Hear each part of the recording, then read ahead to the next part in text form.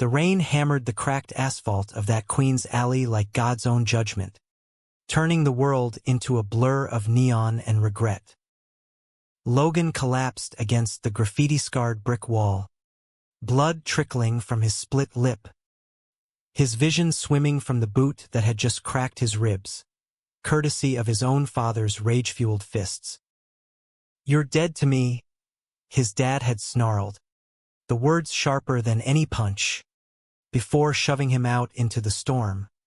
But it was Carter, his straight-arrow big brother, standing in the doorway with arms crossed like a goddamn sentinel, who sealed the coffin. "Don't come back, Logan." Not like this. Logan had always known he was different, even back when different meant sneaking peeks at the shirtless surfers in those dog-eared National Geographic magazines, hidden under his bed in their cramped Levittown split level. He and Carter grew up in the shadow of the Long Island suburbs, sons of a Korean War vet turned auto mechanic and a schoolteacher mom who baked apple pies to drown out the silences. Their dad, Frank, ruled the house with a Schlitz in one hand and a belt in the other, his idea of affection a grunted "good game" kid after Carter's little league home runs. Logan tagged along, the scrawny shadow to his brother's golden glow, Carter, with his easy grin, quarterback build, and that effortless way of making teachers and neighbors alike beam like he'd hung the moon. They were thick as thieves until high school hit like a freight train. Carter was the king of East Meadow High, dating cheerleaders, acing calc, bound for West Point on a full ride. Logan? He was the weird artsy kid sketching charcoal nudes in the back of the library, his heart pounding every time Jake Ramirez from the soccer team brushed past in the halls, that cologne like fresh-cut grass and sin. Logan buried it deep, told himself it was a phase, but phases don't make you cry into your pillow at night, fists clenched against the ache. Coming out wasn't a choice, it was a detonation. Junior year, after a party where too much Boone's Farm and one stolen kiss with a visiting artist from NYU cracked him wide open. He confessed to Carter first. In the dim glow of their shared garage, oil stains on the concrete like abstract wounds.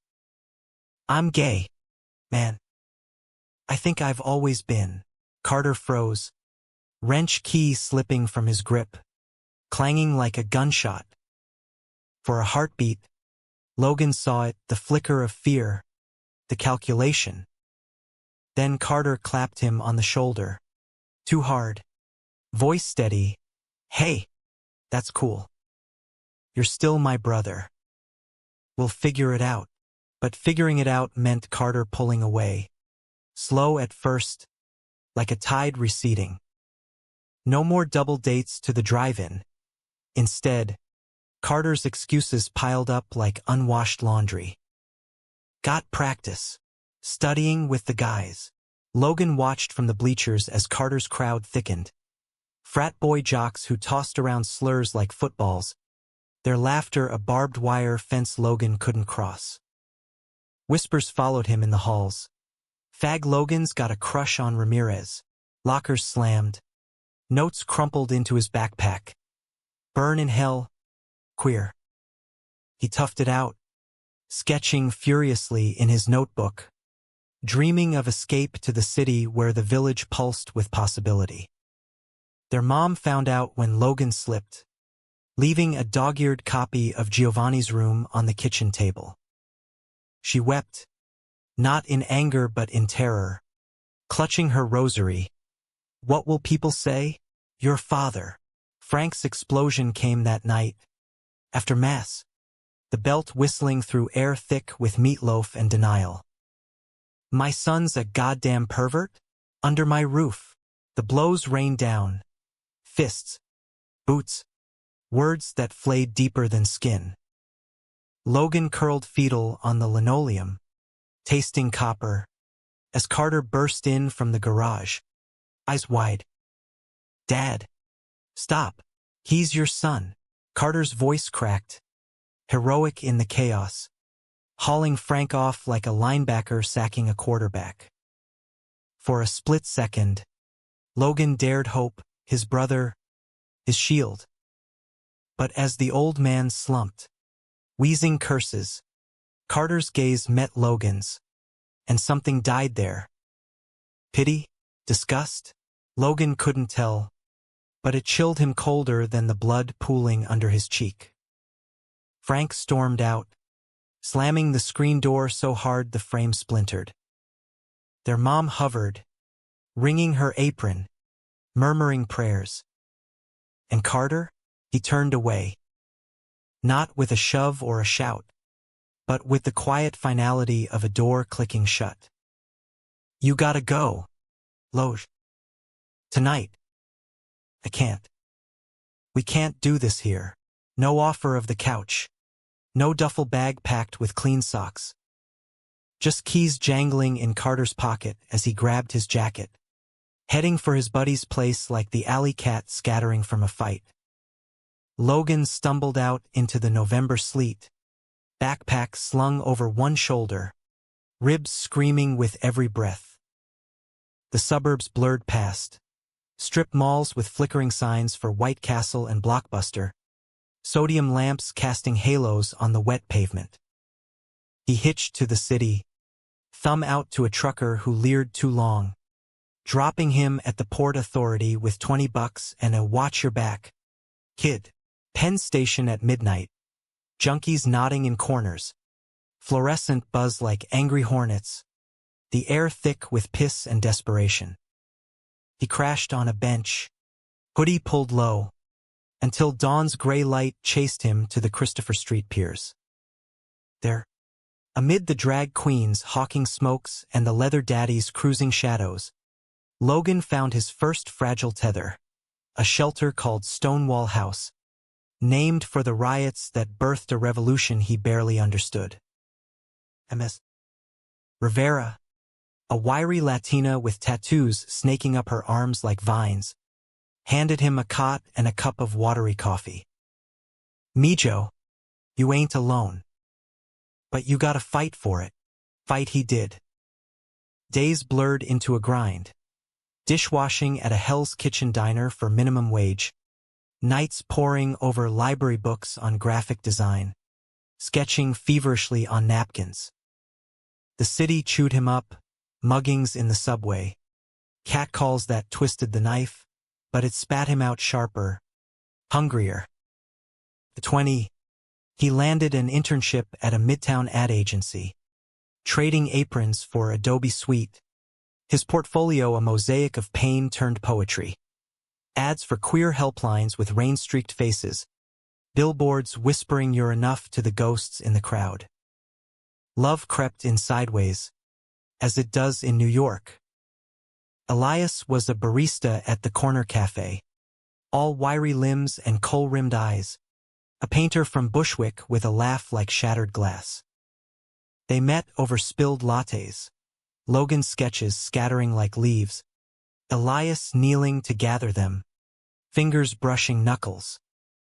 These are fire, Elias said, holding up a charcoal of two men entwined against a stormy skyline. You see the ache in 'em. Real shit. Their first date was falafel in Tompkins Square. Summer heat thick as honey, fireflies winking from the park's edges. Elias talked dreams, galleries in Chelsea, murals on the High Line, while Logan confessed fragments. The belt marks faded to scars, the brother who vanished like smoke. Family's a myth, Elias shrugged, lacing their fingers under the table. We make our own. That night, in Elias's walk-up with paint-splattered floors and a mattress on the ground, Logan learned what home could feel like, skin on skin, breaths sinking like a secret code. Elias's whispers in the dark. You're safe, baby. I've got you, but safety's a fragile thing in the village. Elias's ex, a trust fund poet with a heroin habit and a grudge, crashed their idol like a wrecking ball. Jealous rages escalated to threats, then fists, Elias sporting a shiner after one ambush in the alley behind the cafe. Logan begged him to press charges, but Elias waved it off. "Art's my armor. Can't let him steal that." Logan buried his fear, pouring it into designs that won him a junior creative spot at the agency. His work gracing subways. Love wins, even when it hurts. Carter's ghost lingered, a specter in holiday cards that stopped coming after year 2. Logan heard whispers through mutuals. Carter aced West Point, deployed to Kandahar, came home a decorated captain with a chest full of ribbons and a heart armored in silence. Medals for bravery abroad, but cowardice at home? Logan shoved it down, toasting with Elias at Pride. Rainbows draping the streets, drag queens on floats belting show tunes, the pulse of a family forged in fire. Yet cracks spiderwebbed. Elias's habit deepened, brushes gathering dust, his eyes hollowing like the canyons between his ribs. It's inspiration, he'd slur, track marks hidden under long sleeves. Logan found the spoons in the sink, the tourniquets in drawers, and fought, holding Elias through withdrawals that racked him like seizures, trading sleep for vigils. "I can't lose you," Logan whispered one dawn, as Elias retched into the toilet, sweat slick and shaking. "You're my everything." The breaking came on a sweltering August night, 4th of July fireworks blooming over the East River like false promises. They'd fought, Logan accusing, Elias deflecting, until Elias stormed out, slamming the door on their 5th-floor walk-up. Hours ticked by. Logan paced, phone clutched like a lifeline, texts unanswered.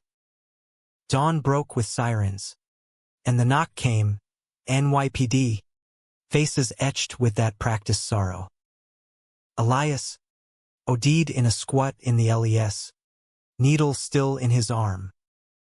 "I'm sorry," the officer said, handing over a baggie of effects, wallet, keys, a crumpled sketch Logan had drawn of them on a Coney Island pier, waves crashing eternal. Logan shattered. Funeral was a blur, Elias's mom, chain-smoking in the vestibule, muttering about choices, the poet X lurking in back, smirking like he'd won. Logan scattered ashes off the Brooklyn Bridge at sunset, the wind whipping gold into the water, his scream swallowed by the horns of rush-hour traffic. Alone again, truly alone, he clawed through the grief. Therapy in group circles where stories echoed his own. Designs that bled raw onto canvases sold in Soho galleries. Success came, bitter as bile, aloft in Williamsburg, clients from Vogue to Glad, but the hollow echoed louder. Years carved him lean and lined, 30 now, with silver threading his temples like warnings. He mentored kids at Stonewall House, their wide eyes mirrors of his younger self, teaching them to draw the hurt into something holy.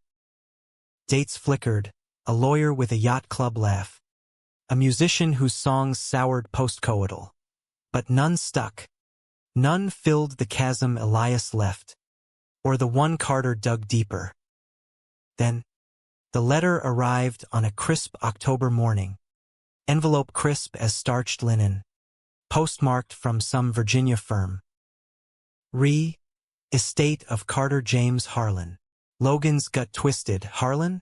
Their mother's maiden name, the one Carter adopted after shipping out, severing ties like umbilical cords. He tore it open, heart hammering. Carter, dead at 35. IED in Helmand, shrapnel shredding him beyond saving. No wife, no kids, just a will, notarized in cobble dust, leaving everything to Logan, the family home in Levittown, paid off, stocks from a defense contractor gig post-army, a 7-figure nest egg from Savvy Investments.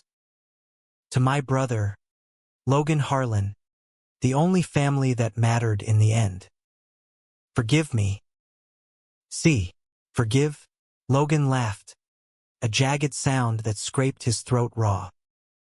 He drove out to Queens that afternoon, the lie a vein of asphalt pulsing with ghosts.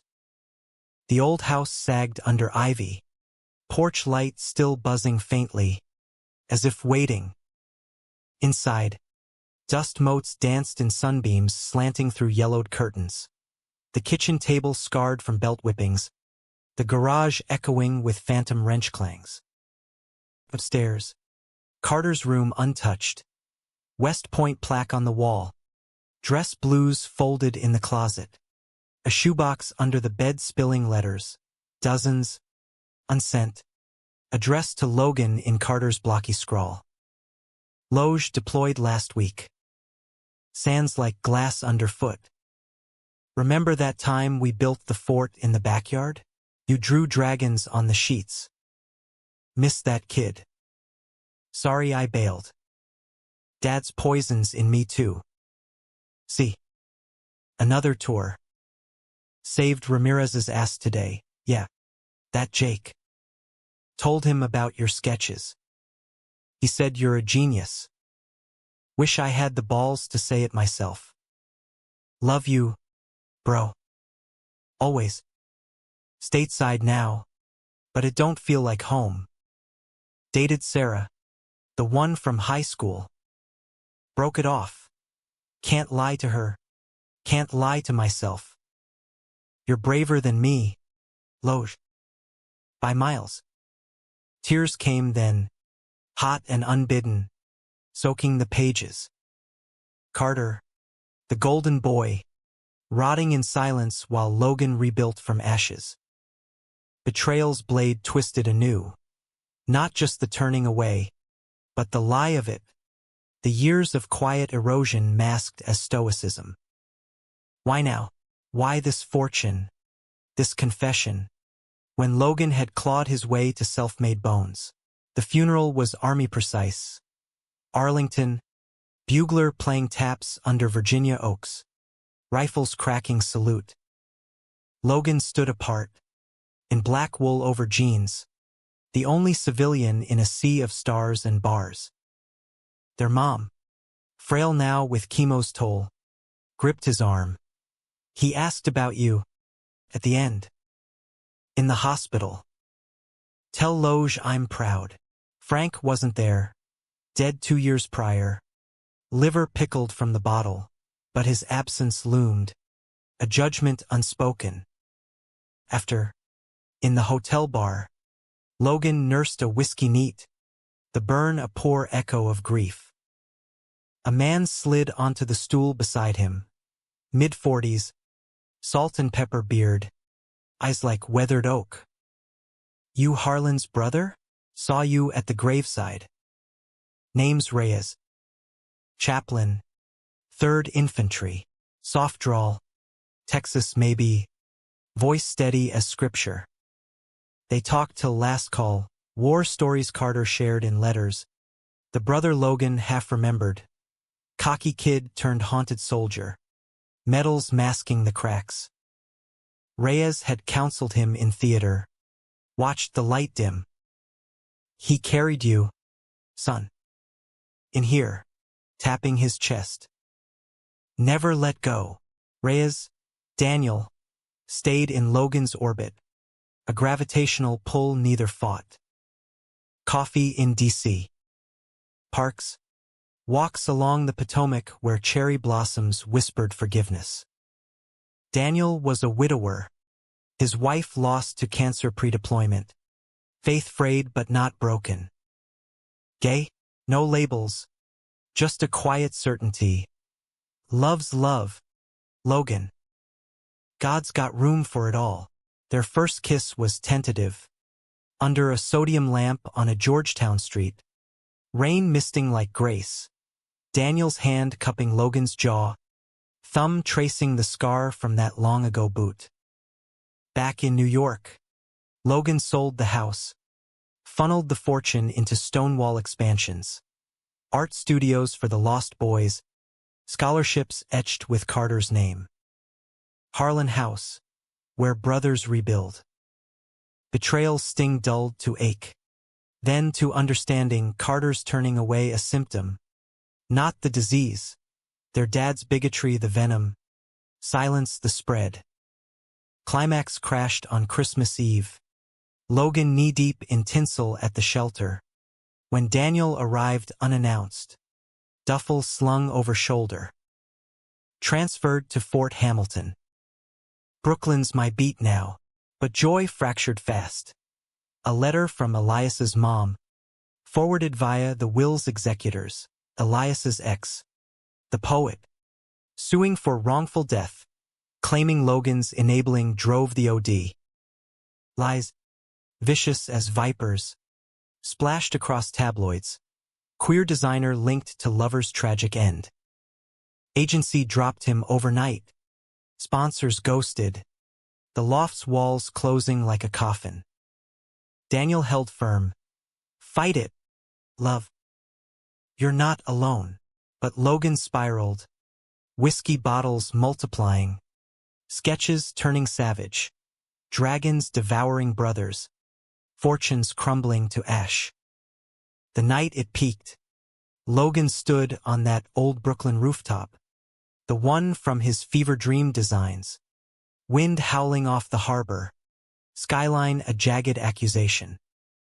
Below, taxis streamed like blood cells. Above, stars indifferent.